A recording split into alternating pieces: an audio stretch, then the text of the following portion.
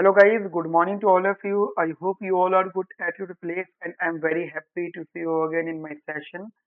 So in today's session, I'm going to continue your daily answer Niti Pururam series and today is the day 2 and in today's session, we are basically discussing our paper Journal Economics 1 and topic Consumer Theory Numericals.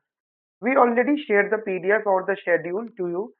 अगर आपके पास वो schedule नहीं है then please WhatsApp us on that number. ठीक है, आप इस number पे हमें व्हाट्सएप कर सकते हैं। हमारी टीम आपसे कांटेक्ट डेफिनेटली करेगी और आपको ये इसका पीडीएफ वगैरह शेयर करेंगे। अगर है तो प्लीज वहां पे शेड्यूल देख लीजिएगा कि क्या क्या चीजें किस डेट के हिसाब से होंगी। ठीक है, तो इन टुडे सेशन जनरली हमारा कंज्यूमर थ्योरी न्यूमेरिकल वाला पोर्शन रहेगा और जनरल इकोनॉमिक्स 1 यहाँ तो सारा न्यूमेरिकल ही रहेगा। तो मैं आपको पहले क्वेश्चन दिखा देता हूँ क्या this is the question. Obviously बात है, दिस इज द टेस्ट। तो today is the day 2, topic is consumer. ठीक है, एंड ये जनरल इकोनॉमिक्स 1 ही है, वो शेड्यूल के हिसाब से चलना। ऐसा नहीं कि मैं हर जगह पे सारी चीजें लिखूंगा। अब यहाँ पे हमने जैसे कि इससे पहले सेशन था J1 का, उसमें 5 क्वेश्चन थे, आज 5 क्वेश्चन रहेंगे। क्वेश्चन नंबर 1 प्लीज एक बार आप मेरे साथ में अच्छे से रीड करिएगा। तो क्या कहता है आपसे क्वेश्चन? कहते हैं define MRS, marginal rate of substitution, and calculate MRS for a utility function. Okay, now firstly how to attempt the question, क्योंकि जब आप यूपीएससी की बात करते हो, इंडियन इकोनॉमिक सर्विसेज की बात करते हो, तो यहाँ पे जो आपके एग्जामिनर होता है या जो एग्जाम चेक कर रहा होता है इन एग्जाम्स में, आपकी नॉलेज से ज्यादा लिखने के तरीके पे इवेल्युएशन होता है। UPSC is not about to write anything and write your knowledge, no, the pattern of writing। ठीक है, इवेल्युएशन मेनली बात हो रही है कि आपका आंसर कैसे जज होगा। ठीक है, तो मान लीजिए तो आपको अपने आज वाले टेस्ट को भी, जैसे टेस्ट 1 था उसको भी आपको 3 पोर्शन में अपने क्वेश्चन को डिवाइड करना है। 3 पोर्शन में पहला पोर्शन क्वेश्चन में पूछा हो ना पूछे, जैसे इन्होंने जो डिफाइन कर दिया है, पूछ लिया है तो आप करोगे। तो पहले इंट्रो करो, इंट्रो में जो भी टर्म्स यूज हो रहे हैं उनके बारे में थोड़ा सा बताओ, थोड़ा सा लिमिट के अंदर, क्वेश्चंस की लिमिट के, नंबर्स की लिमिट के अंदर, वर्ड्स लिमिट के अंदर। फिर बॉडी हो, बॉडी का मतलब कि जो पूछा है उन्होंने, अब वो जो जितना पूछा है वो सारा हो। और आखिर में एक छोटा सा कंक्लूजन। कंक्लूजन में जरूरी नहीं कि तुम आधा पेज बनाना हो, you can write your conclusion in 2 to 3 lines. And in that conclusion आप जो शुरू से अब तक जो आपने लिखा, अब उसको अभी थोड़ा सा कॉमन पार्ट रिपीट कर सकते हो। ठीक है, तो ये एक पैटर्न है। तो व्हाट इज द सोल्यूशन? अब मैंने क्या करा है, मैंने क्वेश्चंस को सॉल्व कर लिया है, क्योंकि अगर मैं क्लास में करूंगा, अभी करूंगा तो ड्यूरेशन बहुत बढ़ जाएगा। मैंने कर लिया है एंड वो मैंने पीडीएफ सोल्यूशन भी अपलोड कर दिया है। जैसे जैसे मैं सॉल्व करता जा रहा हूँ, मैं उसका सोल्यूशन पीडीएफ पोर्टल पे अपलोड करता जा रहा हूँ। अगर आपको नहीं मिल रहा है अगेन तो आप प्लीज वो व्हाट्सएप कर सकते हैं। ठीक है, पोर्टल पे अपलोड करता जा रहा हूँ मैं। और क्लास वीडियो जैसे मान लीजिए हो सकता है मैंने अपलोड पहले कर दिया हो, और क्लास वीडियो थोड़ा सा मैं टाइम निकाल के अपलोड करूँ। ठीक है, एंड वन मोर थिंग, मतलब ऐसा नहीं कि अभी मैंने क्वेश्चन अपलोड किया तो कुछ समय लगेगा सोल्यूशन अपलोड करने में, और कुछ समय लगेगा उसकी वीडियो अपलोड करने में। ठीक है, ओके, तो this is the solution. Pattern is clear I think. ये पूरा एक फॉर्मेट है। हमें इसका ये वाला एरिया में सिर्फ क्वेश्चन नंबर लिखना है, इस वाले एरिया में कुछ नहीं लिखना है, एग्जामिनर के लिए होता है, जो चेकर होता है। नाउ ये वाला एरिया आपका हमारा इंट्रोडक्शन पार्ट है। वैसे तो उन्होंने बोल दिया डिफाइन, तो डिफाइन तो आप कर दो। अच्छा, आपके हिसाब से what is the MRS, marginal marginal rate of substitution? नहीं, फुल फॉर्म नहीं बतानी है आपको, एक्सप्लेन करना है। एक्चुअली एमआरएस एक्सप्लेन करता है trade off. First of all when ever use the MRS, तो यहाँ पे इकोनॉमिक्स तो अप्लाई हो गई है, you generally apply the economics. ठीक है, आप यहाँ पे इकोनॉमिक्स तो अप्लाई कर चुके हो। क्लियर है मेरी बात आपको? एमआरएस मतलब इकोनॉमिक्स। अब हम ये कहते हैं कि एमआरएस जो होता है, अच्छा मैं इसको थोड़ा सा बड़ा कर लेता हूँ, तो फॉर्मेट तो तुम समझ गए हो, फिर छोटा क्योंकि बड़ा बड़ा दिखा है। एक्चुअली मैंने नोटिस करा है, जैसे दूसरे लोग पढ़ाते हैं वो इतनी छोटी सी स्क्रीन रख के पढ़ाते हैं। मैंने देखा है उन लोगों को इतने रख के पढ़ा रहे हैं अपना, अरे तुम्हें नहीं दिख रहा, बड़ा करो इसको, टेक्नोलॉजी का यूज करो। ठीक है, आगे टेक्नोलॉजी। अब एमआरएस जो होता है वो इकोनॉमिकली ट्रेड ऑफ को शो करता है। ट्रेड ऑफ, ट्रेड ऑफ क्या होता है? ट्रेड ऑफ का मतलब होता है one good, you are basically sacrificing one good for gaining another good. ठीक है, कभी भी ये रूल नहीं है कि ऊपर सेक्रीफाइस हो रहा है नीचे। ठीक है, अब जनरली तुम पहले एमआरएस की डेफिनेशन को एक बार और क्लियर कर लो। एमआरएस मतलब trade off between the goods. ठीक है, इसमें वो रूल अप्लाई नहीं होता जब ऊपर जो है वाला गुड सेक्रीफाइस हो रहा है, नीचे वाला गेन हो रहा है, या ऐसा कुछ नहीं। ठीक है, क्लियर है। डेफिनेशन ये है कि it is a fundamental concept in consumer theory which measures the trade-off of a consumer is willing to make between two goods while remaining on the same indifference curve। Clear, बिल्कुल straight forward to the point definition. अब how to explain it, क्योंकि उन्होंने आपको utility function दिया है तो आपने define कर दिया। Now you have to use the utility function to define your statement. Simply आपका ये यूटिलिटी फंक्शन है, एमआर का फुल फॉर्म या एमआर की फॉर्मूला होता है M U of the X axis variable upon में M U of the Y axis variable. M U मतलब मार्जिनल यूटिलिटी। अच्छा, एक बात मैं आप लोगों को मतलब मेंशन करना चाहता हूँ या बताना चाहता हूँ, टेक्निकली यहाँ पे माइनस का साइन होता है आपको को सर, हमें बात पता है, हम मालूम है, बट वो minus sign most of the time तुम इग्नोर करते हो। क्यों? क्योंकि तुमने हमेशा एमआरएफ को मॉड्यूलस में देखा है, मतलब मैथमेटिकली। गाइस मैं मतलब हाईली मैथमेटिकल बैकग्राउंड से भी हूँ और इकोनॉमिकल बैकग्राउंड से भी हूँ, मतलब समझ में आ रही है। और दिल्ली स्कूल ऑफ इकोनॉमिक्स का फर्स्ट ईयर भी पढ़ाता हूँ, मास्टर्स एंट्रेंस भी पढ़ाता हूँ। हो सकता है आप में से काफी लोग मुझसे मास्टर्स एंट्रेंस से कनेक्टेड हो। ठीक है, कभी मेरे साथ वहां पढ़े थे, फिर इकोनॉमिक सर्विसेज में हो, तो उनको पता होगा कि मेरा मैथमेटिकल भी बहुत स्ट्रांग है। आपको सारी बातें बताऊंगा बारीक से बारीक बात। ठीक है, मॉड्यूलस में होते हैं हम लोग, का मतलब होता है कि जितना भी माइनस साइन सब इग्नोर करो। ठीक है, why? Because that minus sign, ये जो माइनस साइन है ना, दैट शोज ओनली डायरेक्शन। क्योंकि ये इकोनॉमिकली बात हो रही है, ट्रेड ऑफ ऑलरेडी हो गया, तो इट इज डिफाइंड दैट ये डाउन स्लोपिंग होगा। क्लियर है मेरी बात आपको? ये माइनस साइन जो आया है इसकी वजह से ये डाउन स्लोपिंग। क्लियर है? ओके, ये आपका बॉडी हो गया। अब आपको क्या करना, कंक्लूड करना अपने आंसर को। तो now conclude your answer that now you are concluding MR declines as the quantity of good one increases.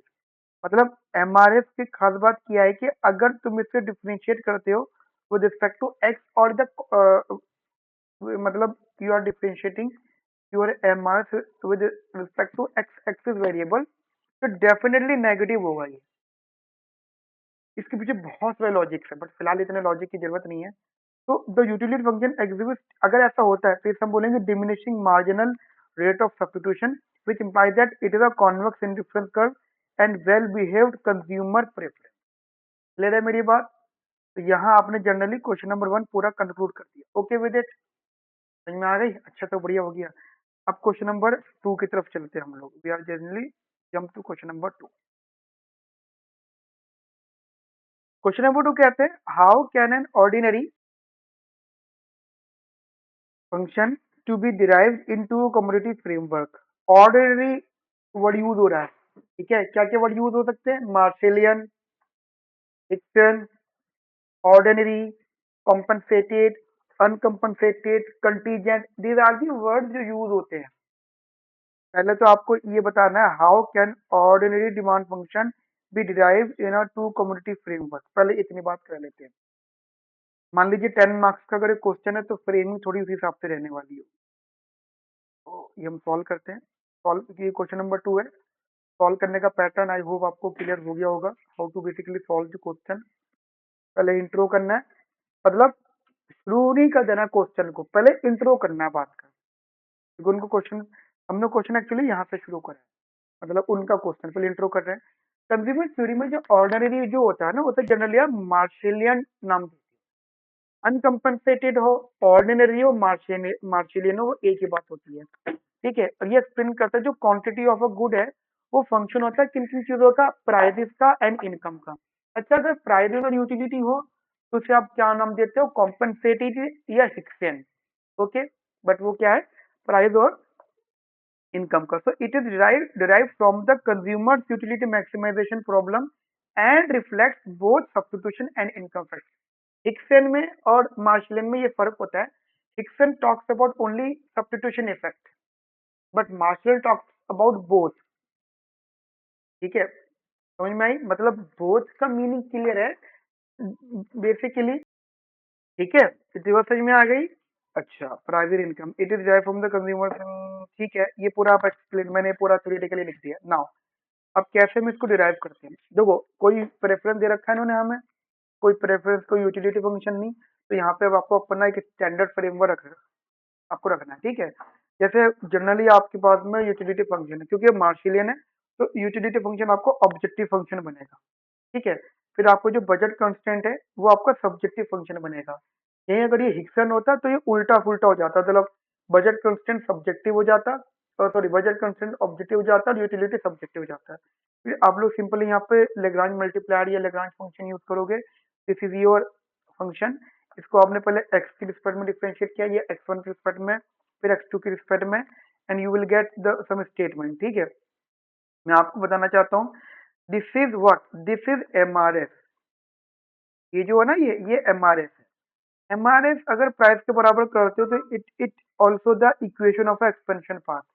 इसको आप इक्वेशन ऑफ एक्सपेंशन पाथ भी बोलोगे। फिर थर्डली आप इसको डिफरेंशिएट करोगे लैम्डा में, and you will get another equation. Now you have two main equation. एक ये इक्वेशन जहां से आप x1 निकाल रहे हो x2 की फॉर्म में, और एक ये इक्वेशन जो आपके बजट कंस्ट्रेंट है। फिर आप दोनों को इक्वेट करोगे and you will get your result. ठीक है, and after that these values are denoted as ordinary demand function. Clear है मेरी बात आप लोगों को? अच्छे से, बढ़िया से, बिंदास से। ठीक है, अब मैं आपको एक बार क्वेश्चन दोबारा दिखा देता हूँ। ये रहा क्वेश्चन। ठीक है, यहाँ तक हमने बात सॉल्व कर ली।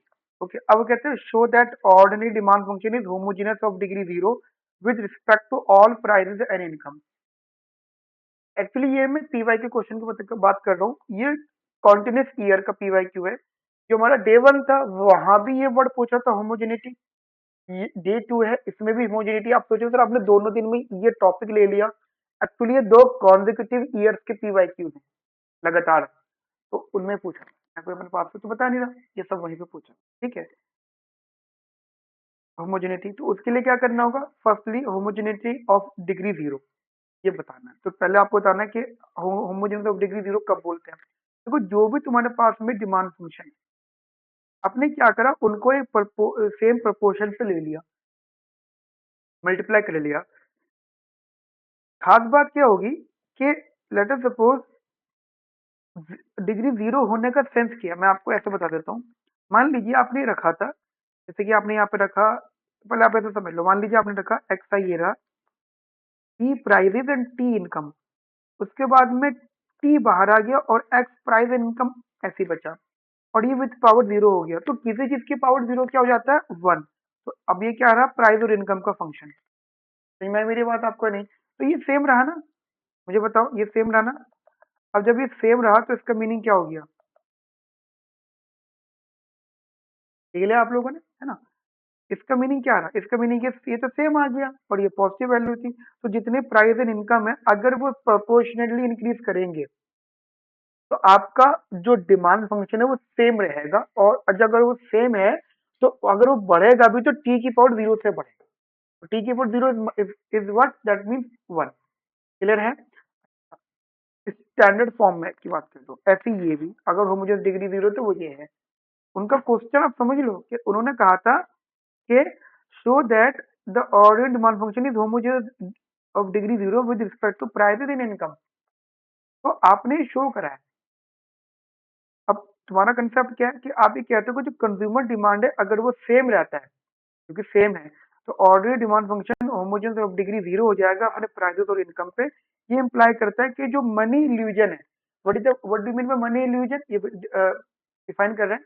मनी इल्यूजन के अगर मान लीजिए पॉइंट है कि अगर इनकम बढ़ रही है, मान लीजिए हम अमीर हो रहे हैं, let us suppose if we becomes rich, more and more and rich, but correspondingly अगर प्राइसेस भी इंक्रीज कर रहे हैं, बट कॉरस्पॉन्डिंगली प्राइसेस भी इंक्रीज कर रहे हैं, तो मनी का इंक्रीमेंट होना हमारी डिमांड पर कुछ इम्पैक्ट नहीं डालेगा, बिकॉज प्राइसेस भी कॉरस्पॉन्डिंगली इंक्रीज कर रहे हैं। ठीक है, तो it will not affect your real consumption. Clear है मेरी बात आपको? बढ़िया से। ठीक है, अब हम चलते हैं क्वेश्चन नंबर 3 पर। क्वेश्चन नंबर 3 क्या कहता है?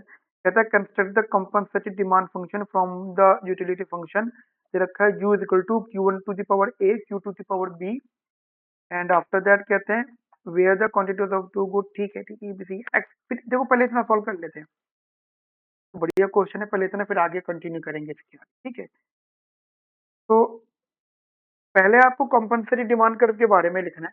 पहले आपको एक्सप्लेन करना पड़ेगा what you mean by compensatory demand curve. मैंने यहाँ पे बहुत बढ़िया सिस्टमेटिक वे में लिख रखा है। कहते कंपनसेटेड, अच्छा जैसे ऑर्डिनरी था, ऑर्डिनरी मैंने जानबूझ के दोनों क्वेश्चन को एक पेपर में रखा है, एक टेस्ट में रखा है। जैसा ऑर्डिनरी था ऐसे ही ये कॉम्पनसेटेड है। ऑर्डिनरी मतलब मार्शलियन, कॉम्पनसेटेड मतलब हिक्सन। इतनी बात समझ में आती है? Demand function shows the quantity of a good demanded when the consumer's utility level is held constant। Hickson में यूटिलिटी कांस्टेंट होती है और ऑर्डिनरी या मार्शलियन में इनकम कांस्टेंट होती है। and it isolates the pure substitution of a price change. So it is basically talk about the substitution effect only and you can easily split। ठीक है, ये हमारे पास में डिमांड फंक्शन है। जब उन्होंने बोला है कॉम्पनसेटेड, तो अब यहाँ पे कहानी बदल गई है। अब यहाँ पे हमारा ये जो है ये बन गया ऑब्जेक्टिव। ये मतलब ये जो ना ये बन गया हमारा ऑब्जेक्टिव, मान लीजिए। ठीक है, और ये जो बन गया that is become subjective.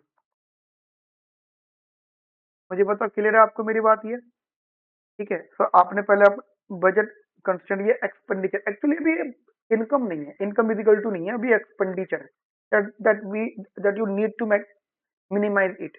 Compensated demand always find out by using the minimization of your objective function। ये रखा आपने और ये यूटिलिटी हो गई।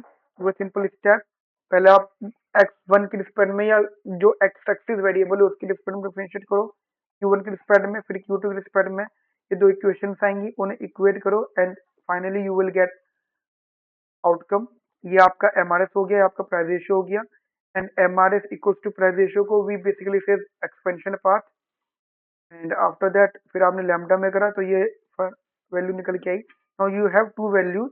Now compare equation 3 and 4 and then after a big calculation my suggestion is that के please calculate yourself। Do not copy my calculation। You can, if you want, you can note down my concepts or you can note down my solution, but try it yourself as well। ठीक है, exam में मेरे solution थोड़ी मिलेंगे आपको, क्योंकि ये derivation है, मुझे खुद इसको सॉल्व करने में तो समय लगा, मुझे गलती नहीं करनी थी। ठीक है, ये पूरा मैंने सॉल्व किया, कुछ नहीं करा है, इस वैल्यू को उठा के मैंने यहाँ रख दिया। तो मुझे Q2 मिल गया, जो इतनी बड़ी वैल्यू मिली। मेन बात है कि ये U बार का फंक्शन है, बस। Q1 मिल गया, मेन बात है इसका फंक्शन है U बार का। तो ये तो बात समझ में आ गई मेरी। अच्छा, कंपनसेटेड डिमांड कर्व जो आया है, एक तो बात यहाँ पे ये है कि ये यूटिलिटी कांस्टेंट होती है, इनकम इफेक्ट एलिमिनेटेड रहता है। वाई? क्योंकि demand is not a part of the income. जब डिमांड इनकम का फंक्शन ही नहीं है तो फिर इनकम इफेक्ट कंसिडर भी नहीं किया जाएगा। But it is a function of the prices and utility, then you can consider the substitution effect. ठीक है, ये चीज ध्यान रखना। So that why Hicksian effect is better than the Marshallin effect। ठीक है, and now you are saying that hence the increase in the price of a good always reduce the compulsory demand curve। इसके लिए रखना है इस बात को। इसलिए जब आप इसका डिमांड कर्व बनाते हो वो लिटिल बिट चेंज बनता है, थोड़ा बहुत अलग होता है, मतलब फ्लैट और स्टीफनेस का फर्क हो जाता है जब मार्शिलियन डिमांड होता है। ठीक है, क्लियर है मेरी बात आपको? तो एक तो हमने यहाँ तक सॉल्व कर लिया। आगे बात है, explain the shape of this demand curve and what would be the optimum expenditure function in this problem। तो ये तो आपने डिमांड डिमांड को बता दिया, तो डाउनवर्ड स्लोपिंग है। ये बात वही थी उसका आगे का extended form. Optimum expenditure function पहले आप डिफाइन करो। ठीक है, क्योंकि ज्यादा नंबर क्वेश्चन था। It is a minimum expenditure required to attain utility level you is given by the expenditure function. For this put the values of QC and Q1 and Q2 in the expenditure function. यहाँ पे इनको रख दो, then you will get the final outcome. ठीक है, and if possible for you conclude it by yourself. सबसे पहली बात तो ये कंक्लूजन में ये जो कॉम्पनसेटरी डिमांड फंक्शन होता है वो एक्सपेंडिचर मिनिमाइजेशन से आता है और ये प्योर सब्स्टिट्यूशन बिहेवियर को रिप्रेजेंट करता है। ठीक है, और यहाँ पे जो डिमांड कर्व होता है इसका डाउन स्लोपिंग रहता है, जो कि आपको एक मीन एक्चुअली बताता है कि आप अपनी यूटिलिटी लेवल को अचीव कर सकते हो with a lower, you can say that with a low with the minimum expenditure. ठीक है, क्वेश्चन नंबर 3 भी अपन लोगों ने कर लिया। जल्दी से आगे बढ़ते हैं क्वेश्चन नंबर 4 की तरफ। क्या कहता है क्वेश्चन नंबर 4 गाइस? निकलू क्वेश्चन नंबर 4 से, if the demand function is given that this, ये लिख रखा है P is equal to 4 minus का 0.5 क्यू का होल स्क्वायर। ठीक है, ये demand function for what values of Q, ये क्यू दे रखा है मैंने, will the price elasticity of demand be unity, यानी जो प्राइस इलास्टिसिटी ऑफ डिमांड है ना दैट इज इक्वल टू 1। ठीक है, फिर क्वेश्चन नंबर 5 बाद में करते हैं। पैटर्न क्लियर हो गया? ये गिवन है, वो क्यू की वैल्यू, क्वांटिटी की वैल्यू पूछ रहे हैं। अच्छा, एक बात और क्लियर रखना, हर क्वेश्चन आपको अलग पेज से शुरू करना है। खत्म हो गया, स्पेस बच गया, यूज नहीं करना है। अब क्वेश्चन नंबर 4 में सबसे पहले आपको price elasticity of demand actually थोड़ा बहुत एक्सप्लेन करना है, लिटिल बिट, ज्यादा भी नहीं। ठीक है, ऑब्वियस बात है, वो हमें पता है क्या होता है। क्या होता है? That is basically represent what the responsiveness of the quantity demanded to a change in a price, मतलब if there is any change in the price, how much a quantity demand be changed। और जब तुम unitary elasticity की बात करते हो तो you are saying that equal change, बराबरी का चेंज होगा। ठीक है, you are saying that equality. ठीक है, यहाँ पे आपका टोटल एक्सपेंडिचर कांस्टेंट रहता है, तो आपने रख लिया। ठीक है, ये आपका डिमांड फंक्शन था और इलास्टिसिटी आपने फॉर्मूला लगा दिया, माइनस साइन आपने यहाँ पे कंसिडर करा है। देखो माइनस साइन आपको एक जगह तो रखना पड़ेगा। ठीक ठीक है, तो पूरा फॉर्मेट आपने सॉल्व किया and if you differentiate it with respect to price then generally point क्या है कि आपने इसको प्राइस के रिस्पेक्ट में डिफरेंशिएट किया, you will get that value and फिर आपने D Q by D P कर दिया, क्योंकि फॉर्मूले में D Q by D P चाहिए। ठीक है, फॉर्मूले में you need basically D Q by D P.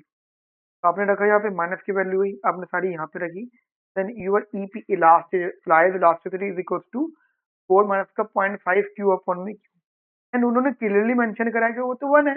जब उन्होंने 1 की वैल्यू रखी तो you will get q is equal to 8/3। Guys please please and please calculation आप अपने यहाँ आप करें, देयर इज अ पॉसिबिलिटी कि मुझसे कुछ गलती हो जाए। अच्छा एक चीज, अब if you face any mistake in calculation, as a human being मैं कर सकता हूँ, कोई भी कर सकता है, तो आप मुझे प्लीज इस नंबर पे ना व्हाट्सएप कर देना, मुझे बता देना। ठीक है, क्वेश्चन नंबर 5 देख लेते हैं। क्वेश्चन नंबर 5 कहते हैं, in a two commodity framework what will be the shape of the indifference curve when one community is bad and one community is neutral। देखिए बैड का ना एक सिंपल रूल होता है, जैसे मैंने बोला जैसे ये y है और ये x है, मैंने मान लीजिए इसको बैड बोल दिया, तो ये x y जो है वो गुड है। ठीक है, y जो है वो गुड है। तो एक्चुअली पहली बात तो इसका जो इंडिफरेंस कर्व बनेगा वो अपवर्ड बनेगा अगर थोड़ा सा भी मिसमैच हो, या तो दोनों बैड हो या दोनों गुड हो। एक काम करता हूँ, मैं आपको थोड़ा सा ना समझा देता हूँ यहाँ पे चारों प्रकार के डायग्राम। ठीक है, मान लीजिए